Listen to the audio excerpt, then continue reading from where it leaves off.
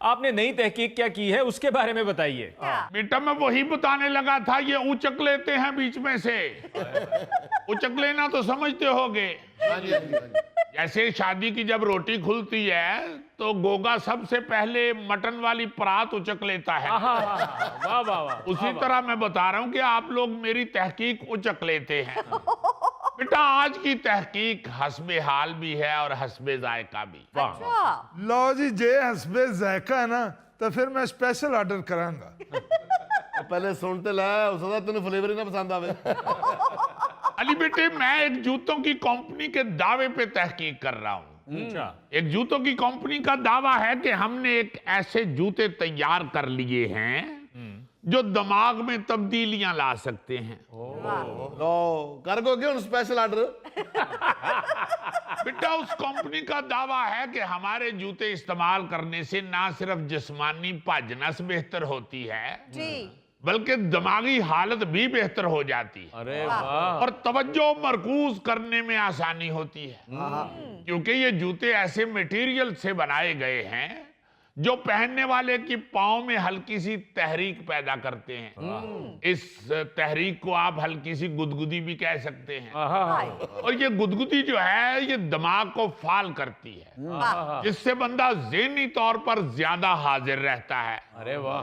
खास तौर पर उस वक्त जब बंदा प्रेशर में आया हो। ये तो वाकई बड़े अजीबोगरीब जूते हैं। हाँ बेटे जूते तो उन्होंने दावा किया है बड़े अजीबोगरीब हैं, लेकिन जब मैं आपके यहाँ पाकिस्तान में आया हूँ तो मैंने देखा है कि यहाँ पे तो साइंस बड़ी एडवांस है। जूतों की इस कंपनी ने मेरा ख्याल है पाकिस्तान से ये आइडिया चोरी किया है।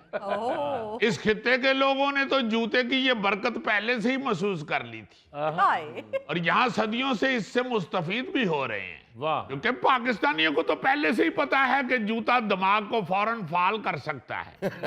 और मुझे यूं लगता है कि इस जूते बनाने वाली कंपनी ने ये आइडिया पाकिस्तानी माँ के जूते से हासिल किया।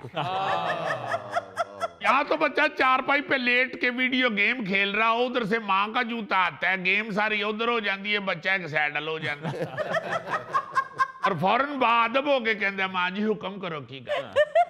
लिहाजा मैं समझता हूं कि ये जूते बनाने वाली कंपनी ने ये आइडिया पाकिस्तान में होने वाली जूता बारी से हासिल किया है।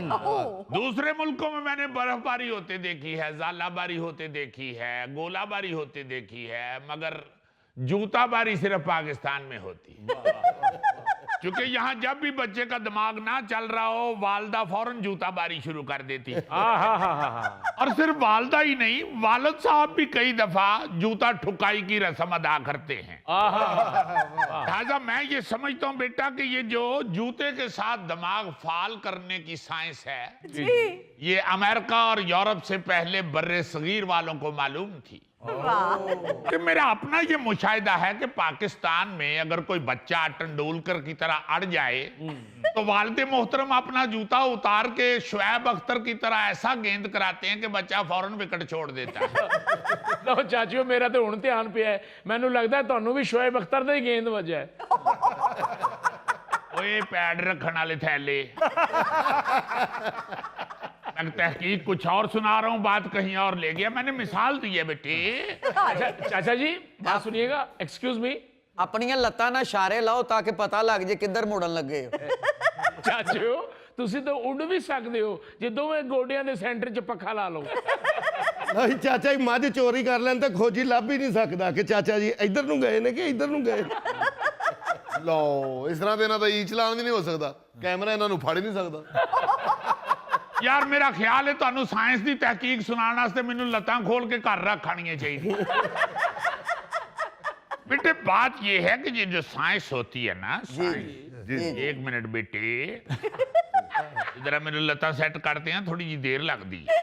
कहना मैं ये चाह रहा था बेटा कि साइंस बड़ी बारीकी से सारी तहकीक करती है और मैंने आपके खित्ते में यानी बर्रे सगीर में ये तहकीक की है कि यहाँ पे चूंकि अब जूते का इस्तेमाल बहुत कम हो चुका है इसलिए बच्चों के दिमाग भी इतने एक्टिव नहीं रहे जितने पहले होते थे। और आप ये सुन के हैरान होंगे कि तहकीक के दौरान ये पता चला है कि ये जो जेनजी हैं, जेनजी, ये जो नई जनरेशन है आपकी, हाँ जी। ये तारीख की पहली ऐसी नस्ल है जो जहानत के एतबार से अपने वालिदैन से कमजोर है। वरना जितनी भी तारीख मौजूद है उसमें तो यही देखा गया है कि हमेशा बच्चे वालिदैन से ज्यादा ज़हीन होते रहे हैं। मगर चूंकि ये जो जेनजी हैं इन पे जूते का इस्तेमाल नहीं हो रहा, इसलिए ये अपने वालिदैन से ज्यादा ज़हीन नहीं है। देखिया मैं अपने पुत्र ਨੂੰ ਕਹਿੰਦਾ ਰਹਿਣਾ ਕਿ ਤੂੰ ਮੇਰੇ ਤੋਂ ਜ਼ਿਆਦਾ ਜ਼ਹੀਨ ਨਹੀਂਗਾ, ਨਾ ਉਹ ਮੰਨਦਾ ਨਾ ਉਹਦੀ ਮਾਂ ਮੰਨਦੀ। नहीं घर बेटे मानते ते असी भी नहीं, मगर ਜਿਹੜੀ ਤੂੰ ਉਹਦੀ ਵਾਲਦਾ ਦੀ ਗੱਲ ਕੀਤੀ ਹੈ ਉਹ ਤੇ वाकई सच्ची है। क्योंकि बेटे कहीं कहीं तो ऐसा हो सकता है कि अब्बा नलायक होवे और बच्चा लायक होवे। और ये जो तहकीक है, आप जरा एक और पहलू सुनिए। जी। डॉक्टर जेरेड कोनी हार्वत, जो एक अमेरिकी दिमागी साइंसदान है, उनका कहना है कि 1997 से 2010 के दरमियान पैदा होने वाले अफराद जो हैं वो तालीमी निज़ाम में हद से ज्यादा डिजिटल टेक्नोलॉजी के इस्तेमाल की वजह से जहानत में कमी का शिकार हो रहे हैं।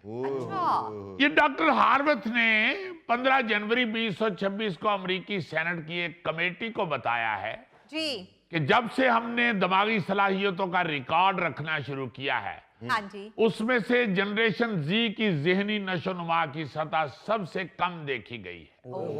अब बेटा बाकी लोग जो मर्जी कहते रहें, मगर मेरा मानना यही है चूंकि वालिदैन का जूता एक्टिव नहीं रहा, इसलिए बच्चों की जहानत में कमी आई है। ਚਾਚਾ ਜੀ ਚਲੋ ਮੇਰੇ ਨਾਲ ਕੁਜਰਾਂ ਵਾਲੇ ਉੱਥੇ ਐਸਾ ਐਸਾ ਖਰਾ ਦਿਆ ਨਾ ਉਹਨਾਂ ਬੜੀ ਬੜੀ ਡਿੰਗੀ ਚੀਜ਼ ਸਿੱਧੀ ਕਰ ਦਿੱਤੀ। बेटा कुजरा ले जान दी की लोड़ है, इत्थे ही जुती लावां ते तेरा ज़हन इत्थे ही चलन लग पवे। राधिए नु गोली मार, तू आप ही अगाओ के सिद्धियां कर देवें। जाहिल आदमी। मैं ऐसी ऐसी कमाल बात सुना रहा हूं और उन लोगों को सिर्फ जुगतों की पड़ी हुई। ਚਾਚਾ ਜੀ ਮੈਨੂੰ ਲੱਗਦਾ ਕਿਸੇ ਫੈਸ਼ਨ ਸ਼ੋਅ 'ਚ ਤੁਸੀਂ ਗਲਤ ਕੈਟਵਾਕ ਕੀਤੀ ਹੈ, ਤੁਹਾਨੂੰ ਫੈਸ਼ਨ ਡਿਜ਼ਾਈਨਰ ਦੀ ਬਦਦੁਆ ਲੱਗ गई है। चाचा जी ये दिमाग तेज करने वाले जूतों की कीमत क्या होगी? बेटा कीमत इसकी आप लोगों की रेंज से जरा बाहर है। ये जूता जो है ये 80 पाउंड से लेके कुछ 450 पाउंड तक मिलेगा। ये पाकिस्तानी को 2.25 लाख रुपया बनता है। और आप लोगों को आदत है दुकान के बाहर फट्टे के ऊपर से 450 वाले 3 जूते लेने की। रहने दें जी इतने महंगे जूते, बंदा 4-5 हज़ार दे बादाम लवे घर रखे, ਉਹਨੂੰ ਰਾਤ ਨੂੰ ਭਿਓਵੇਂ ਪਾਣੀ 'ਚ, सवेरे उठ के गिरियां छिल के खावे, दिमाग फिट हो जाता है। ये फिट होने का सुन के मुझे एक और तहकीक याद आ गई। जी जिन्याती माहिरीन का कहना है कि अनकरीब ऐसा दौर आ जाएगा जब 150 साल तक जिंदा रहना मुमकिन हो जाएगा। और सबसे अहम बात यह है कि इंसान की हयातियाती उम्र को पीछे की तरफ मोड़ा जा सकता है।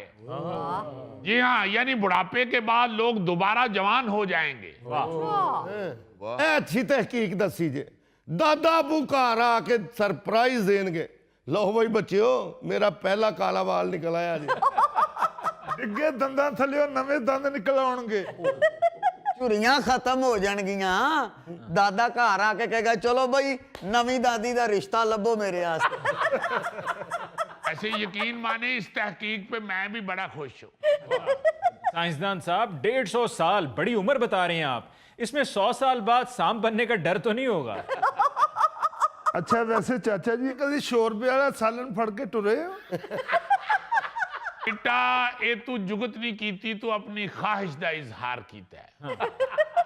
क्योंकि बेटे तेरे जेहन ही जे वेख के मैं शोरबे वाला सालन लैके ते टुरा, शोरबा प्लेट चो सज्जे खबे डिगे और तू मुंह नाल हवा चो कैच करेंगे। सॉरी चाचा जी सॉरी, ए गोगे दी जुगत च भी ना खान पीन का जिक्र हुंदा है।